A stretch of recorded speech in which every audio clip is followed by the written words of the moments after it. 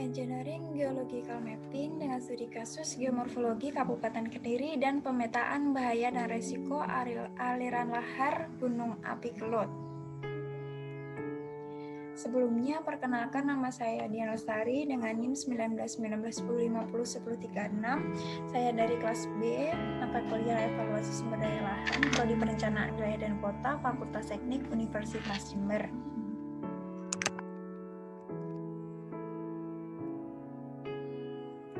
Pembahasan kali ini ada 4, yaitu pengertian dari geohidrologi, yang kedua geomorfologi, yang 4 geodinamik, yang keempat ada studi kasus. Pengertian yang pertama adalah geohidrologi. Jadi geohidrologi adalah ilmu yang mempelajari tentang air yang berada di dalam tanah. Air tanah adalah air yang berasal dari air hujan yang tersimpan pada rongga-rongga batuan atau tanah pada rongga jenuh yang bergerak. Gambar sebelah kiri merupakan gambaran dari geohidrologi dari air laut atau air sungai yang melakukan evaporasi, kemudian naik di atas awan dan timbullah hujan. Dan air hujan itu tersimpan dari air tanah dan melakukan infiltrasi. Pengertian yang kedua yaitu geomorfologi. Jadi, geomorfologi merupakan sebuah ilmu yang mempelajari tentang bentuk alam dan proses pembentukannya. Para ahli geomorfologi mencoba untuk memahami kenapa sebuah bentang alam terlihat seperti itu, untuk memahami sejarah dan dinamika bentang alam dan memprediksikan perubahan pada masa depan dengan menggunakan kombinasi pengamatan lapangan, percobaan, dan juga modeling. Berikut merupakan alur dari proses terjadinya geomorfologi. Nah, yang ketiga adalah geodinamik. Jadi, geodinamika adalah cabang ilmu geofisika yang menjelaskan mengenai dinamika bumi, ilmu matematika, fisika, dan kimia yang digunakan dalam geodinamika berupa memahami arus konveksi yang ada di mantel bumi yang berperan dalam pergerakan lempeng yang ada di bumi. Dan juga berguna untuk memahami fenomena geologi seperti pemekaran samudra, pembentukan pegunungan, gunung api, patahan, dan masih banyak lagi. Selain itu, geodinamika dapat digunakan untuk menyelidiki interior di bawah permukaan bumi dengan cara pengukuran medan magnet, gravitasi, gelombang seismik, dan mineral yang terkandung dalam batuan. Geodinamika tidak hanya berlaku di planet bumi saja, melainkan dapat diaplikasikan di planet lain juga. Geodinamika adalah sebuah studi tentang proses dasar fisika untuk memahami lempeng-lempeng tektonik dan berbagai fenomena geologi. Melalui pendekatan-pendekatan di dalam geodinamika dapat diketahui segala aspek yang berkaitan dengan proses dinamis pada lapisan-lapisan bumi, terutama menyangkut tentang lempeng litosfer. Proses-proses yang berkaitan dengan lempeng litosfer sangat penting untuk diketahui agar teori-teori mengenai proses dinamik pada kerak bumi dapat selaras dengan pendekatan-pendekatan yang ada. Dapat pula dipahami tentang proses pembentukan berbagai bentuk topografi di kerak bumi. Nah, selanjutnya ada studi kasus. Saya mengambil studi kasus geomorfologi di Kabupaten Kediri dan pemetaan bahaya dan resiko aliran lahar dari Gunung Api Kelut. Pada studi kasus ini ada 3 pembahasan, yaitu pendahuluan, metode penelitian, hasil, dan juga pembahasan. Oke, pendahuluan.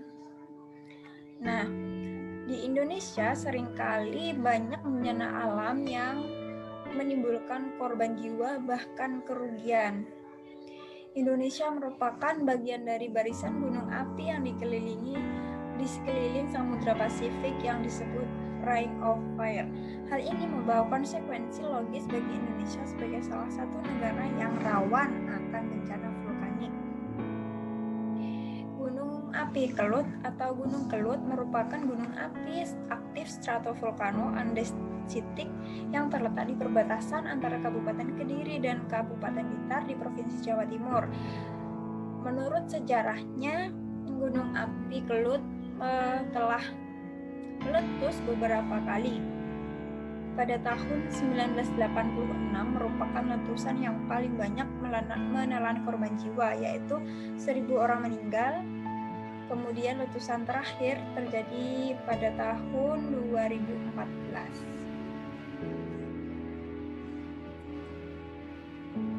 Nah, bencana terbesar atau letusan terbesar yang berdampak yaitu pada tahun 1919 yang mengakibatkan 5.116 korban jiwa, 104 desa rusak, 5.050 lahan pertanian yang rusak. Penyebabnya apa? Jadi penyebabnya adalah aliran lahar.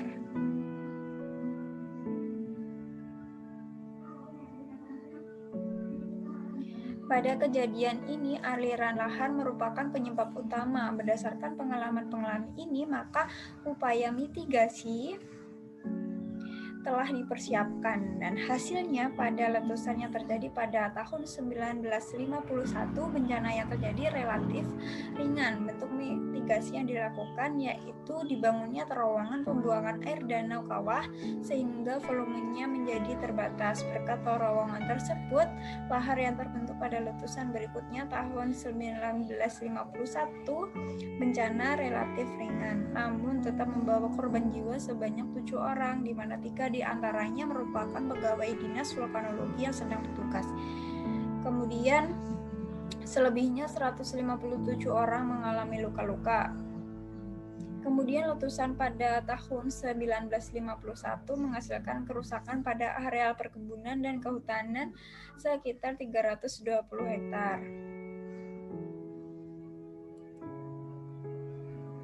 Berikut merupakan gambaran Gunung Api Kelut sebelum dan sesudah meletus pada tahun 2014.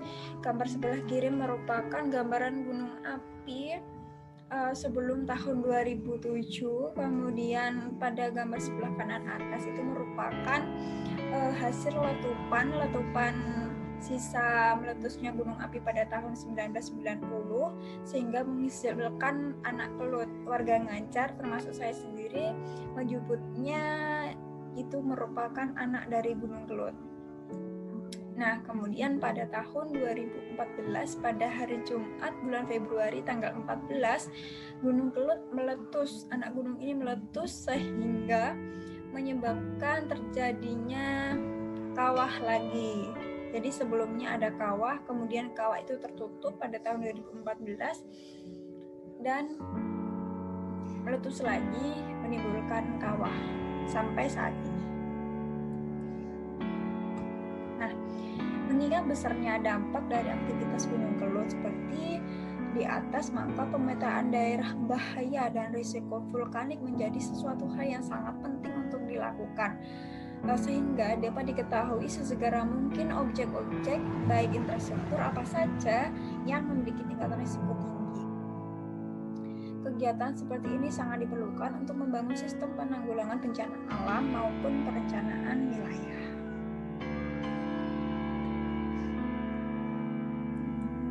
Nah, selanjutnya ada metode penelitian yang dilakukan. Jadi pada penelitian ini dilaksanakan dari bulan April 2012 hingga bulan Maret 2013. Lokasi penelitian meliputi seluruh wilayah Kabupaten Kediri, Provinsi Jawa Timur dengan luasan wilayah 1.386,5 km hektar. Kemudian analisis ini dilakukan di Laboratorium Penginderaan Jauh dan Informasi Spasial Departemen Ilmu Tanah dan Sumber Daya Lahan Fakultas Pertanian dari ITB. Kemudian bahan yang digunakan dalam penelitian ini adalah data primer yang diperoleh dari lapangan dan juga data sekunder. Penelitian dilaksanakan melalui beberapa tahapan, diantaranya ada tahapan persiapan, tahapan pengelolaan dan interpretasi data, tahapan pengecekan lapang, tahap analisis hasil, dan juga tahap penyajian hasil.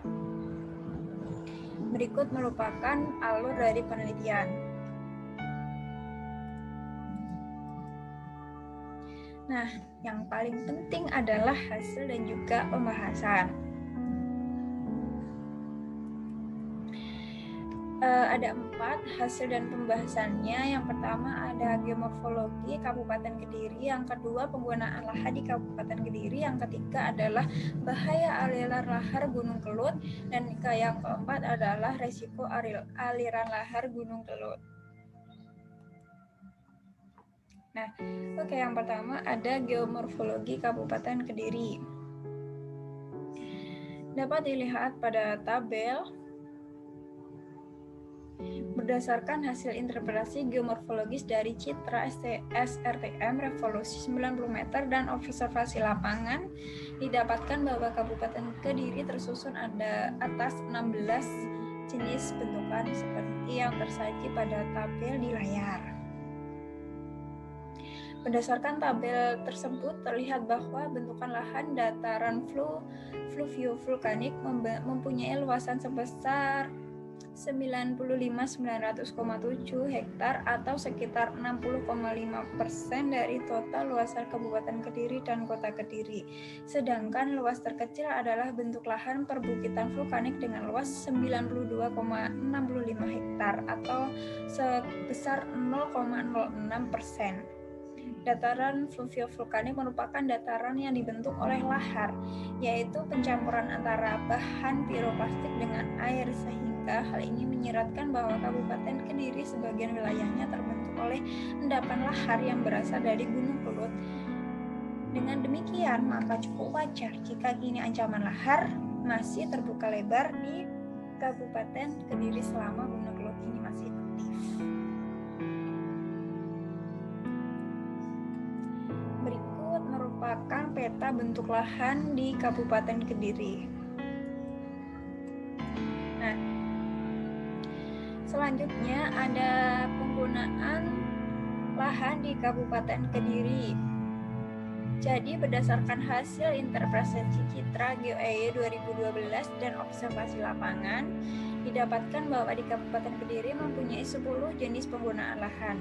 Berdasarkan luasannya, penggunaan lahan sawah irigasi tergolong paling dominan, yaitu seluas 63,777 hektar atau sekitar 41,93%, sedangkan luasan terkecil adalah badan air dengan luasan 7,37 hektar atau 0,05%.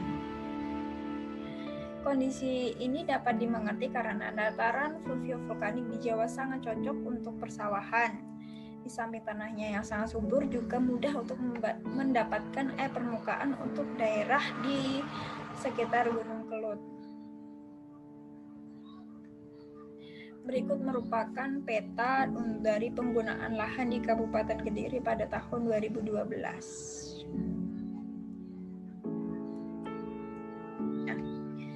Berikut luas jenis penggunaan lahan di Kabupaten Kediri. Terlihat bahwa luasan paling besar yaitu sawah. Kemudian luasan paling kecil yaitu badan air. Kemudian pembahasan yang ketiga yaitu bahaya aliran lahar dari Gunung Kelut. Lahar adalah massa air yang mengalir bercampur dengan endapan material gunung api atau piroklastik.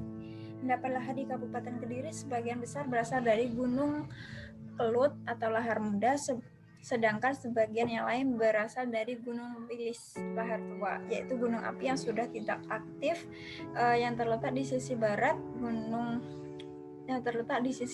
Kota Kediri. Hasil pengamatan di lapang menunjukkan bahwa endapan bekas-bekas Gunung Kelut masih terlihat pada lembah-lembah, sungai yang kering, atau bahkan pada rumah-rumah penduduk di beberapa kecamatan di Kabupaten Kediri.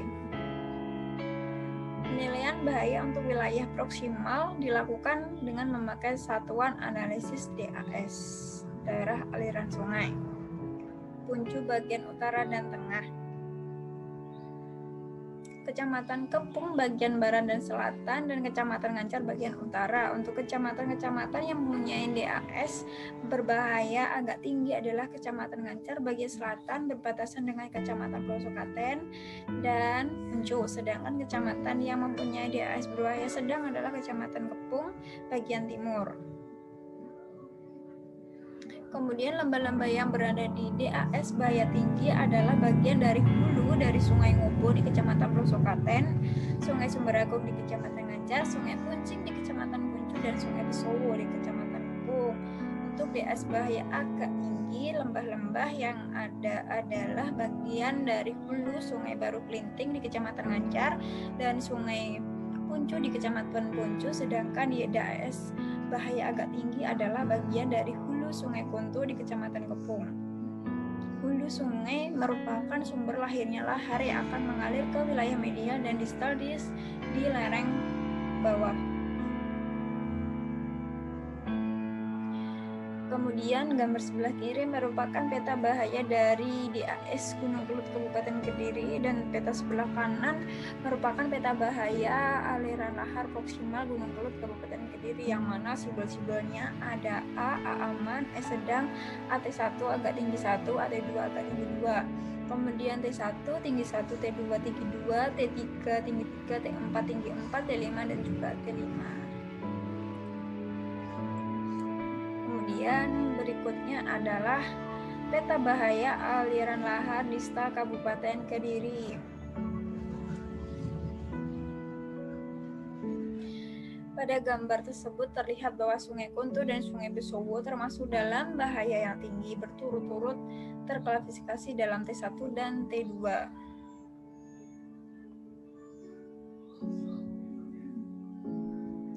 Dalam penelitian ini, persebaran perluapan lahar Gunung Kelut dari letusan tahun 1996 dan sebelumnya telah dipetakan sesuai dengan hasil informasi dari penduduk setempat. Dalam penelitian ini, daerah perluapan dijadikan sebagai bahaya kedua atau disebut juga sebagai bahaya luapan. Kemudian bahwa terlihat bahaya luapan tinggi atau BLT merupakan bahaya luapan yang berada di sekitar sungai. Bahaya luapan sedang BLS merupakan bahaya luapan di luar BLT yang diperkirakan akan terkena dampak aliran lahar jika debit lahar melampaui batas BLT.